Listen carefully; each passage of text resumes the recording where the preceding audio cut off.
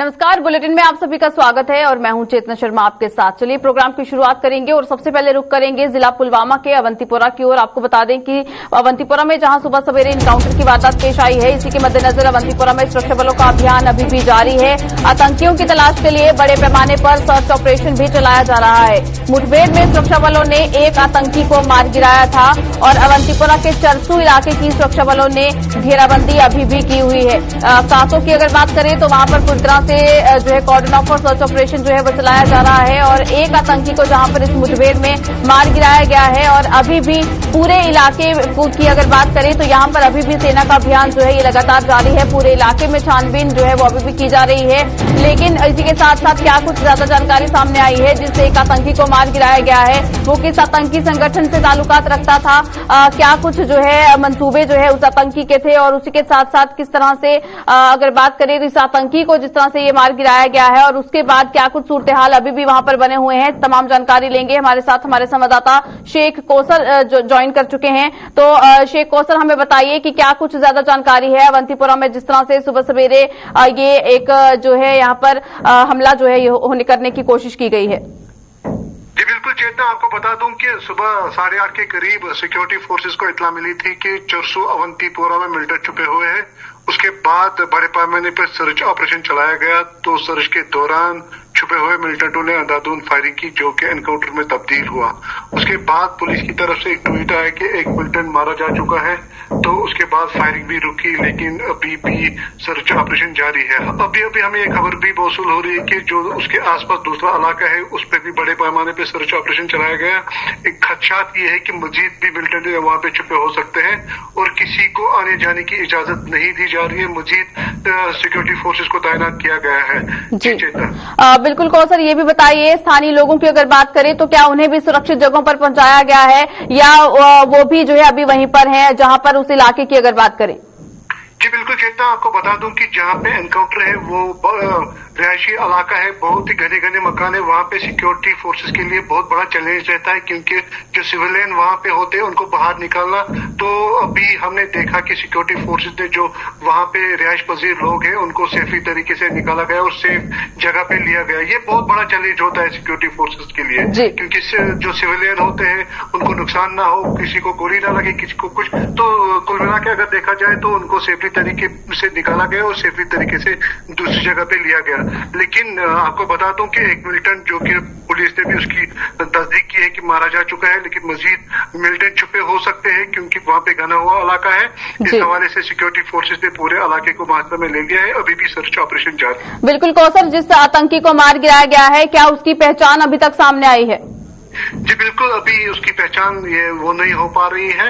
बताया जा रहा है कि मतलब लोकल हो सकता है क्योंकि फायरर तो नहीं है, लोकल ही है। तो अभी उसकी ये बताना मुश्किल होगा कि ये कौन है और किस तंजीम से उसकी वाबस्तगी है। जी, क्या कुछ जानकारी आई है कि जिस तरह से सर्च ऑपरेशन जो है वो यहाँ पर चलाया जा रहा है तो कितना वक्त जो है अभी भी लग सकता है ये जो सेना की तरफ से यहाँ पर सर्च ऑपरेशन चलाया जा रहा है? जी चेतना, मैंने आपको पहले ही बोला कि ये घना हुआ इलाका है क्योंकि यहाँ पे जो मकान है वो करीब करीब में है, इसलिए वहाँ पे थोड़ा मुश्किल भी हो रहा है क्योंकि पता नहीं अंदर मजीद भी मिलिटेंट छुपे हो सकते हैं। तो इसलिए ये सारे मकान जो वहाँ पे है उनको सर्च ऑपरेशन धीरे धीरे एक एक मकान को ये कर रहे हैं। तो अब आने वाले समय में पता चलेगा कि कितना कुछ टाइम लगेगा। जी चलिए, बहुत शुक्रिया हमें तमाम जानकारी देने के लिए। तो जिस तरह से सुबह सवेरे ये इनकाउंटर की वारदात जो है अवंतीपोरा में सामने आई है और अभी भी बड़े पैमाने पर सेना की तरफ से सर्च ऑपरेशन जो है पूरे इलाके में चलाया जा रहा है।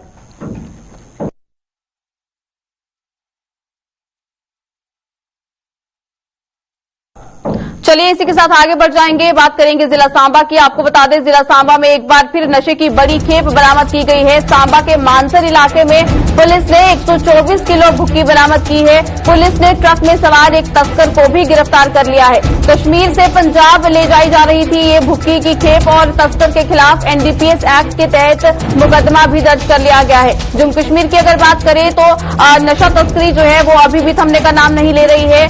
कई बार ये कोशिशें की गई हैं कि इस इस तरह की जो भी वारदातें जो है सामने आती हैं उन पर रोक लगाई जा सके। जगह जगह नाके जो है वो लगाए जाते हैं, जिसके जरिए ये कोशिश की जाती है कि जब भी कोई तस्कर जो है इस तरह की घटना को अंजाम देने की कोशिश करता है तो उससे जो है एक तरह से पकड़ लिया जाए, उसे गिरफ्तार कर लिया जाए। और ऐसा ही एक और मामला सामने आया है सांबा के मानसर इलाके से, जहां पर 124 किलो भुक्की जो है ये बरामद हुई है और इसी के साथ साथ सफलता यहां पर हासिल हुई है पुलिस को, जहां पर इस तस्कर को यानी कि जिस ट्रक में जो है ये भुक्की भरकर लेकर जाई जा रही थी उस ट्रक ड्राइवर को भी गिरफ्तार कर लिया गया है। और ये भी कहा जा रहा है कि पंजाब से जो है ये कश्मीर से पंजाब की ओर इस नशे की खेप को जो है लेकर जाया जा रहा था और इसी के साथ साथ इस ड्राइवर के खिलाफ जो कि नशा तस्करी की इस वारदात को अंजाम दे रहा था, इसे जो है एनडीपीएस एक्ट के तहत इस पर मुकदमा भी दर्ज कर लिया गया है। इससे पहले भी कई बार ऐसी वारदातें जो है यहां पर देखने को मिली हैं। नशे की बड़ी खेप जो है वो यहां पर पहुंचाने की कोशिश की जाती है। पड़ोसी मुल्क की अगर बात करें तो वहां से भी जो है बहुत बार देखा गया है कि किस तरह से नशा जो है वो यहां पर फैलाने की कोशिश की जाती है। जो इस वक्त की बड़ी खबर जिला सांबा से सामने आ रही है, ज्यादा जानकारी के लिए हमारे साथ हमारे संवाददाता ऋषि खजूरिया ज्वाइन कर चुके हैं, उनसे जानकारी लेंगे। ऋषि, हमें बताइए क्या कुछ ज्यादा जानकारी सामने आई है जहां पर सांबा के मानसर इलाके में भुक्की की खेप जो है ये बरामद की गई? देखिए, बिल्कुल मानसर पुलिस टीम की बात करें तो मानसर पुलिस टीम ने ये कामयाबी हासिल की है। जिला पुलिस सांबा की मानसर पुलिस टीम, जिसको अपने सूत्रों के हवाले से जानकारी मिली थी और मानसर इलाके में नाकाबंदी कर दी।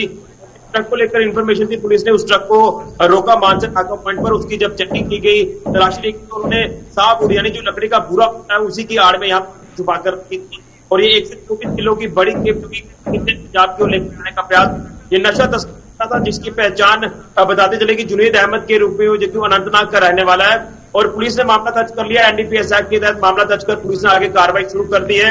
लेकिन बताते चले कि आए दिन जिस तरह से लगातार नशा तस्करी के प्रयास पुलिस अब विफल कर रही है, चाहे वो पशु तस्करी के हो या फिर नशा तस्करी के हो, लगातार धरपकड़ की जा रही है पशु तस्करों की, नशा तस्करी की, और इसमें भी नशा तस्कर की गिरफ्तारी जो है वो कर ली गई है और एनडीपीएस एक्ट के तहत मामला दर्ज किया है।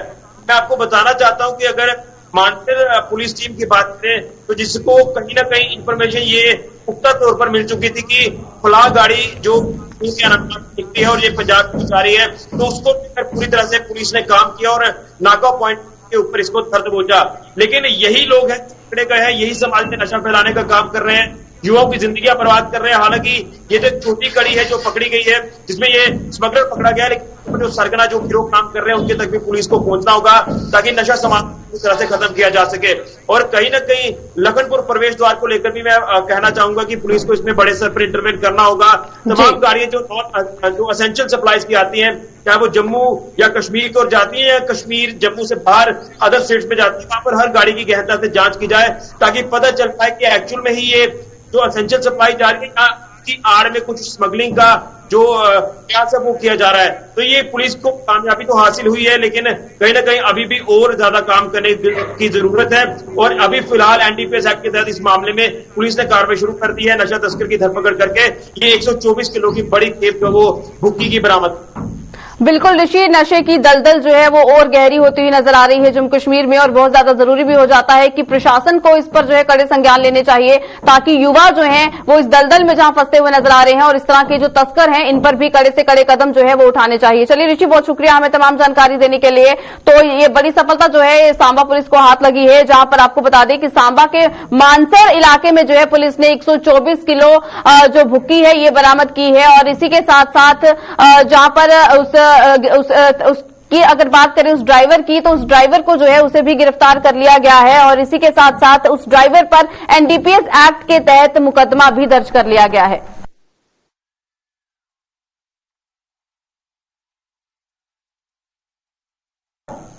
चलिए अब इसी के साथ आगे बढ़ जाएंगे, बात करेंगे जिला डोडा की। आपको बता दें कि जिला डोडा में उपभोक्ताओं से जो भी जो है ज्यादा दाम वसूलते हैं, अब उन लोगों पर जो है बहुत ही ज्यादा मार जो है वो पड़ने वाली है, क्योंकि फूड एंड सप्लाई डिपार्टमेंट के अधिकारी बाजारों में एक बड़ी मुहिम चला रहे हैं। रेट लिस्ट से ज्यादा दाम वसूलने वाले दुकानदारों पर अब शिकंजा भी कसा जाएगा। बहुत बार ऐसे मामले सामने आते हैं जहां पर जो भी किसी चीज के दाम है उसे बढ़ा चढ़ाकर जो है दुकानदार लगाते हैं और आम जनता जो है वो जिस तरह से महंगाई में जो है वो लगातार महंगाई की मार जो है उन्हें झेलनी पड़ती है। लेकिन जिस तरह से फूड एंड सप्लाई डिपार्टमेंट के अधिकारी जो है एक बड़ी मुहिम डोडा सिटी में जो है चला रहे हैं और तमाम दुकानदारों को ये हिदायत दी जा रही है कि अगर उपभोक्ताओं से यानी कि अपने कस्टमर से अगर वो उनके जो दाम है अगर वो बढ़ा चढ़ाकर लगाते हैं तो उन पर कार्रवाई जो है वो आने वाले समय में की जा सकती है। और इसी तरह से डिपार्टमेंट जो है ऐसे दुकानदारों पर शिकंजा जो है वो कसता हुआ नजर आएगा। तस्वीरें आप साफ तौर पर देख सकते हैं कि किस तरह से फूड एंड सप्लाई डिपार्टमेंट के अधिकारी जो हैं वो इस वक्त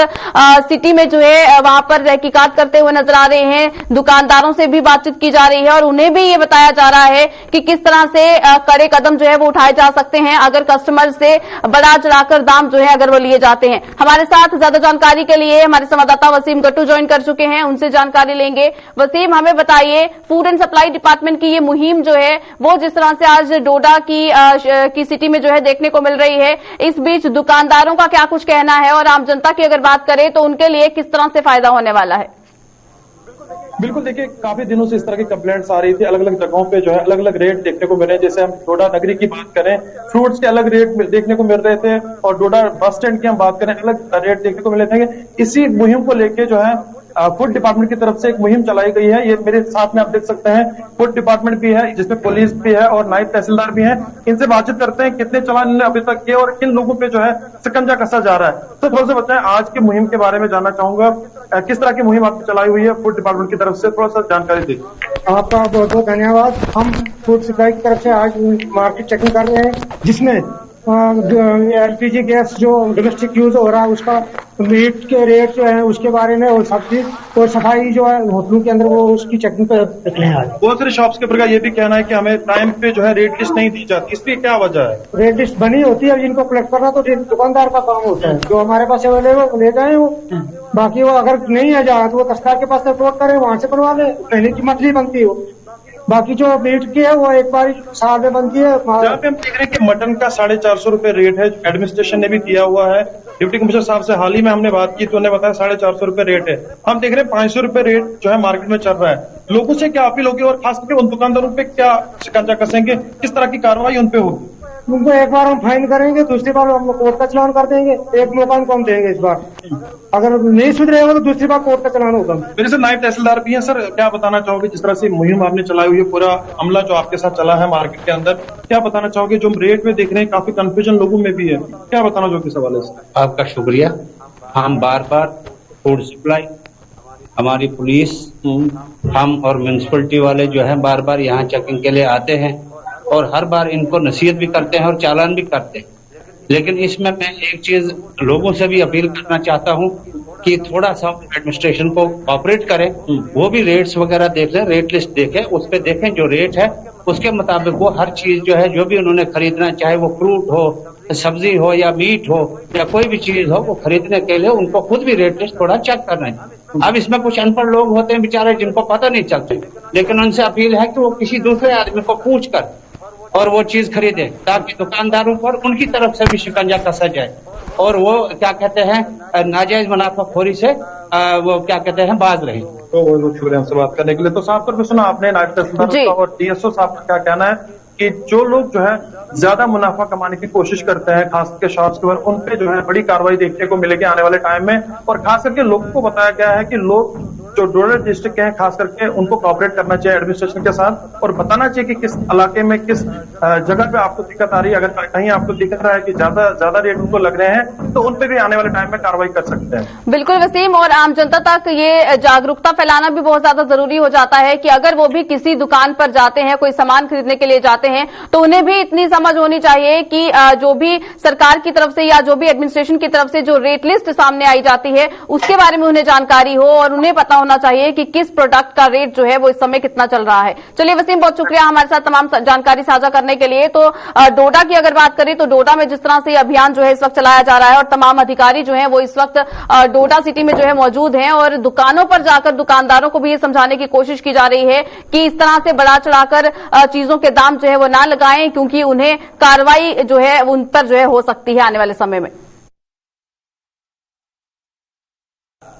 वहीं जम्मू के रेजिडेंसी रोड पर सोमवार को कबाड़ के गोदाम में लगी आग से मची तबाही से प्रभावित हुए प्रवासियों को अपने भविष्य की चिंता सताने लगी है। उपराज्यपाल ने मृतकों के परिजनों व घायलों के लिए मुआवजे की घोषणा तो कर दी है, लेकिन प्रभावितों के सिर से छत छिन चुकी है और इनकी जमा पूंजी भी आग में राख होकर रह गई है। कुछ स्वयंसेवी संस्थाएं व अन्य लोग फिलहाल इनकी मदद कर रहे हैं और उन्होंने भी इन लोगों के रहने का बंदोबस्त करने की अपील की है। आपको बता दें कि सोमवार शाम को पेश आए इस हादसे में एक महिला और बच्चे समेत 4 लोग मारे गए थे और 1 दर्जन के करीब घायल हो गए थे।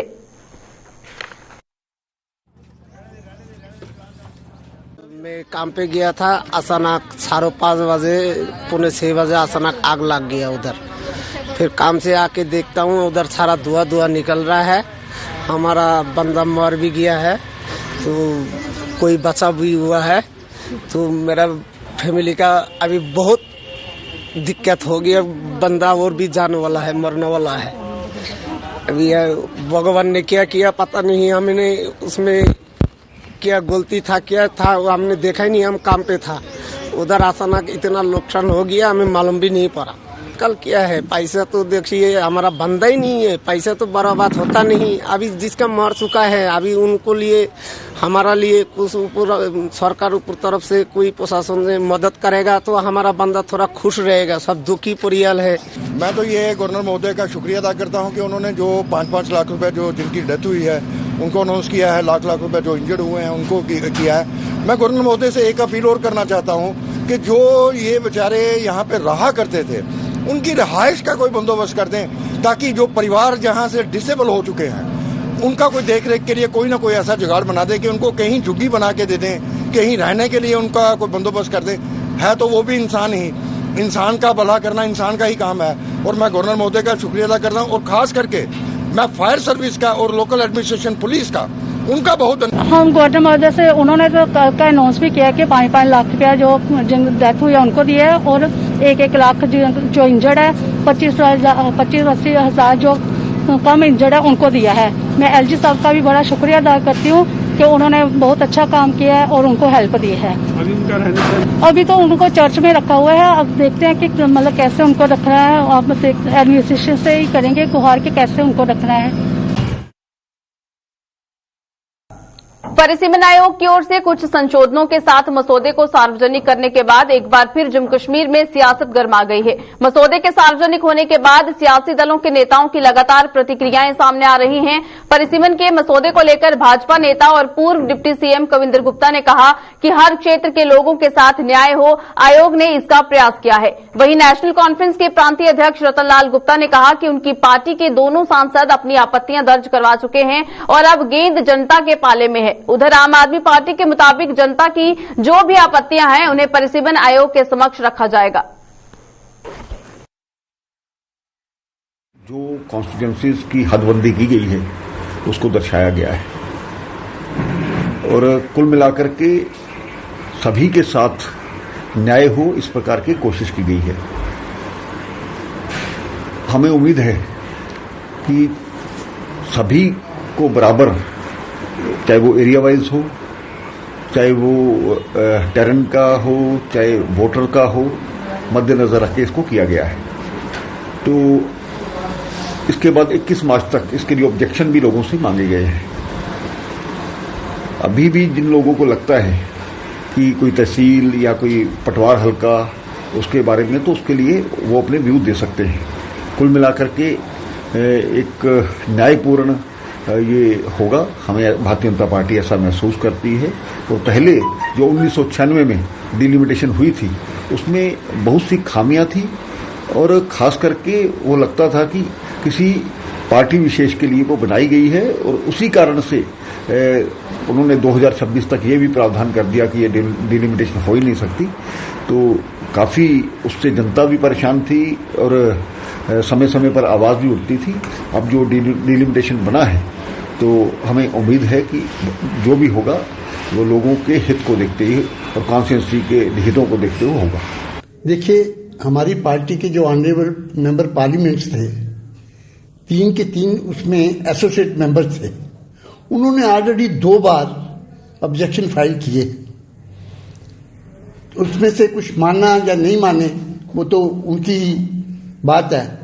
लेकिन अब जो है वो पब्लिक डोमेन पे उन्होंने डाल दिए हैं फॉर ऑब्जेक्शंस, और 21 तारीख तक पब्लिक उसके ऑब्जेक्शन देंगे।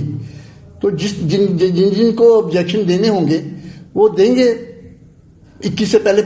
इंतजार था कि डिलिमिटेशन की जो रिपोर्ट है वो अपडेट हो, कोई पब्लिक डोमेन में आए, वो आज आ चुकी है। जैसे कि उन्होंने 7 दिन का टाइम दिया हुआ है ऑब्जेक्शन और सजेशन के लिए, और 28-29 को डिलिमिटेशन कमीशन जो आ रही है उसके लिए भी हमारी जो पार्टी है, जो भी जनता की सजेशंस होंगी वो हम उनके आगे रखेंगे, जो ऑब्जेक्शन होंगे वो हम रखेंगे। और बड़ी देर से इंतजार है और हम ये चाहते हैं, हमारी ये डिमांड है कि जल्द से जल्द इलेक्शन करवाई जाए, चुनाव करवाए जाए और स्टेट का दर्जा जो है वो वापस दिया जाए। गुड गवर्नेंस जम्मू कश्मीर में बननी चाहिए और हमारी यही डिमांड है। जो भी जनता के सजेशन होंगे, जो ऑब्जेक्शन होंगे वो हम लगाएंगे। साल 2019 से बाधित रही श्री अमरनाथ जी की यात्रा इस बार बहाल किए जाने के सरकार के फैसले की चारों ओर सराहना हो रही है। यात्रा के लिए अप्रैल महीने में पंजीकरण भी शुरू हो जाएगा और इस फैसले से खासतौर पर पर्यटन कारोबारियों व दुकानदारों के चेहरे खिल गए हैं। साल 2019 में यात्रा बीच में ही रोक दी गई थी और उसके बाद कोरोना महामारी ने सरकार को यात्रा बंद करने पर मजबूर कर दिया था। लेकिन इस बार अब कोरोना से उपजे हालात में काफी हद तक सुधार होने के चलते यात्रा करवाने का फैसला लिया गया है, जिसे देश विदेश के शिव भक्तों को भी मुंह मांगी मुराद मिल गई है।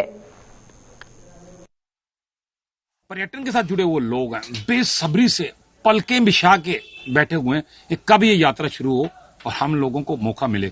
और इस पर एक्सपेक्टेशन भी है बहुत ज्यादा लोगों की आने की, क्योंकि जब यात्रा एक बंद हो जाती है तो लोगों को नेक्स्ट ईयर ज्यादा उम्मीदें होती हैं, जाने वालों की भी और लोगों को सेवा करने का मौका भी मिलने के लिए। आज जहां तक सवाल रहा, 25 अप्रैल से ये रजिस्ट्रेशन करने जा रहे हैं, एडवांस रजिस्ट्रेशन करने जा रहे हैं, तो इस स्टेप को हम वेलकम करते हैं। बहुत उम्मीदें हैं कि यात्रा इस साल ज्यादा जाएगी, तकरीबन 10,000 एक ट्रैक की तरफ, चाहे पहलगाम हो या बाल्टल हो, तो तकरीबन 20,000 रुपये लोग जाएंगे और तकरीबन 40-45 दिन यात्रा 9 लाख के करीब यात्रा जाएगी और हेलीपैड की अलग सी संख्या होगी। लेकिन अभी मैं गवर्नमेंट से यही चाहता हूँ कि गवर्नमेंट जो यात्रा है, अमरनाथ यात्रा जो चलाना चाह रहे हैं ये लोग, चलानी चाहिए। कुछ भी हो, ये नहीं है कि अभी ये द्वारा भगवान ना करे ऐसी कोई बात हो जाए, कोविड आ जाए, कुछ आ जाए। लेकिन अभी सभी ने डबल डोज वैक्सीन की हुई है। हम नहीं ये चाहते किसी को भी रोका जाए। जिन्होंने, जैसे वैष्णो देवी जा रहे हैं सभी लोग, कहीं भी जा रहे हैं, पूरा हिंदुस्तान में कहीं भी कोई जा सकता है, कोई रोक टोक नहीं है। लेकिन जम्मू में खासकर ये रोक टोक है। किसी ने लखनपुर चेक करते हैं, कहीं कहीं और चेक करते हैं, डबल डोज चेक कर रहे हैं। कहीं भी आजकल ये है कि जिसको डबल डोज दिखाओ जाने देता है। हम ये चाहते हैं, सरकार से निवेदन करते हैं हम लोग, जिसको भी अगर बाई चांस कोई ऐसी बात हो जाए, डबल डोज देके उनका पंजीकरण किया जाए। गवर्नमेंट चाहे तो सब कुछ हो सकता है, गवर्नमेंट चाहे कुछ भी नहीं हो सकता। और गवर्नमेंट चाहती है यात्रा चलानी है तो यात्रा चलेगी, और गवर्नमेंट चाहती है नहीं चलानी तो नहीं चलेगी। सबसे पहले मैं मुबारकबाद देना चाहूंगा हमारे गवर्नर साहब को, जिनकी अध्यक्षता में ये यात्रा होने जा रही है। अप्रैल में इसका पंजीकरण शुरू होगा। बहुत मुबारक वाली बात है पूरे जम्मू वासियों के लिए, क्योंकि पिछले 2-3 साल से हम जैसे देखते आ रहे हैं कि यात्रा जो है उस पर कहीं ना कहीं ग्रहण लगता रहा है। कोविड की समस्याएं या फिर आतंकवादियों का डर, तो पिछले 2-3-4 साल से यात्रा जो है बहुत ज्यादा डिस्टर्ब हुई है। और इस बार मुझे उम्मीद है कि पूरे भारतवर्ष से, बल्कि बाहर, इंडिया के बाहर से भी जन सैलाब पूरा उमड़ेगा और बाबा भोले के दर्शन को जो लोग तरस रहे हैं उनको दर्शन करने को मिलेंगे। इसके साथ साथ मैं ये कहना चाहूंगा कि दिक्कतें बहुत हैं। जैसे हमने पिछला साल देखा, कोरोना से लेके सिक्योरिटी को लेके बहुत प्रॉब्लम है। जैसे कि यात्री हमें बताते हैं कि रास्ते में सिक्योरिटी को लेके बहुत ज्यादा प्रॉब्लम आती है, जगह जगह पे उतार के सिक्योरिटी की जाती है। तो मैं आपके माध्यम से ये कहना चाहूंगा गवर्नमेंट को कि सिक्योरिटी चेक जो है वो एक बार किया जाए, ताकि रास्ते में जो टूरिस्ट है, जो श्रद्धालु है, उसको बार बार गाड़ी से उतार के उसकी चेकिंग ना की जाए। पूरे कश्मीर वालों को प्रॉब्लम हुई है, यात्रा आनी चाहिए। जितनी बढ़ के यात्रा आएगी इतना जम्मू वालों को, कश्मीर वालों को फायदा होगा। और पब्लिक आनी चाहिए, रौनक होती है, दुनिया की रौनक, दुनिया बार बार लोग आते हैं और हमें मिलते हैं, हमें खुशी होती है। ये यात्रा के सरकार को हम गुजारिश करते हैं और हाथ जोड़ के विनती करते हैं, यात्रा चलाए और खुशी से चलाए और सब जम्मू वालों को, कश्मीर वालों को फायदा होगा। अच्छे रहेंगे, सबके दिन अच्छे आएंगे। बड़े खुश होते हैं हम सारे, दिन रात काम करते हैं, बड़ी खुशी से काम, पूरा परिवार काम करता है, बड़े मजे से काम करते हैं। गर्मी में बढ़ोतरी के साथ ही जम्मू शहर में कुत्तों के काटने के मामलों में भी लगातार बढ़ोतरी हो रही है। आवारा कुत्तों के काटने के मामलों में हो रहे इजाफे के बाद जम्मू के जीएमसी अस्पताल का एंटी रेबीज डिपार्टमेंट भी सतर्क हो गया है और कुत्तों के काटने का शिकार हुए मरीजों को हर तरह की स्वास्थ्य सुविधा उपलब्ध करवाई जा रही है। एंटी रेबीज डिपार्टमेंट के एचओडी डॉक्टर राजीव गुप्ता के मुताबिक अस्पताल में रोजाना 30 से 40 के बीच कुत्तों के काटने के मामले आ रहे हैं और इन मरीजों को वैक्सीन सहित अन्य दवाइयां उपलब्ध करवाई जा रही हैं। ऐसा है कि एंटी रेबीज सेक्शन जो गवर्नमेंट मेडिकल कॉलेज जम्मू में रोजाना सुबह 10 बजे से लेकर शाम को 8 बजे तक निर्धारित समय में चलती है और इवन की छुट्टियों वाले दिन भी 10 से 1 बजे तक, इवन संडेज को भी ये खुलती है सेक्शन। उसमें हमने पूरी तैयारी मुहैया करवाई हुई है, both in terms of vaccine और सीरम, ताकि किसी भी रोगी को अगर कुत्ता या कोई भी एनिमल बाइट हो जाता है, क्लास 3 में तो हमें वैक्सीन और सीरम दोनों देने होते हैं, लेकिन अगर उससे क्लास 3 से नीचे बाइट हो तो हम क्लास 2 में या क्लास 1 में कई बार सिर्फ वैक्सीन ही देते हैं। तो उसके लिए हमारे पास वैक्सीन भी इस समय मुहैया हैं और क्लास 3 डॉग बाइट में या एनिमल बाइट में अगर हमें सीरम भी देना पड़ता है वो भी हमारे पास मौजूद है उचित मात्रा में, और जब भी हमें जरूरत पड़ती है हम अथॉरिटी से उनकी रिक्वेस्ट करते हैं, समय समय पर हमें सप्लाई आ जाती है। और जैसा कि आपने कहा कि गर्मियों में सीजन में यूजुअली क्या होता है कि डॉग बाइट केसेस की मात्रा बढ़ जाती है, लेकिन हमारी जो सेक्शन है एंटी रेबीज सेक्शन वो पूरी क्षमता से तैयार है किसी भी इस ऐसे इवेंट से निपटने के लिए। हाँ, दूर दराज से जो मरीज हमारे पास कई बार आते हैं, कई बार बियर बाइट का केस आ जाता है, कई बार नेवले बाइट का, मंगूज बाइट हो गए, कोई भी एनिमल बाइट के केसेस, हॉर्स बाइट का भी कई बार आ जाता है। यूजुअली क्या देखा गया है कि 100 में से लगभग 90% या 90 से 92-94% डॉग बाइट के ही केसेस आते हैं, लेकिन कम से कम 5 या 10% जो अदर एनिमल बाइट्स होते हैं उसमें cat bite, monkey bite, bear bite, mongoose या नेवला बाइट, हॉर्स बाइट इत्यादि वगैरह हो सकते हैं। तो ऐसे केसेस भी आते हैं। तो ट्रीटमेंट जो है सभी में सेम रहता है, जिसको कि हम सीरम और वैक्सीन दोनों देते हैं। चलिए, बुलेटिन में फिलहाल इतना ही। दीजिएगा इजाजत। नमस्कार।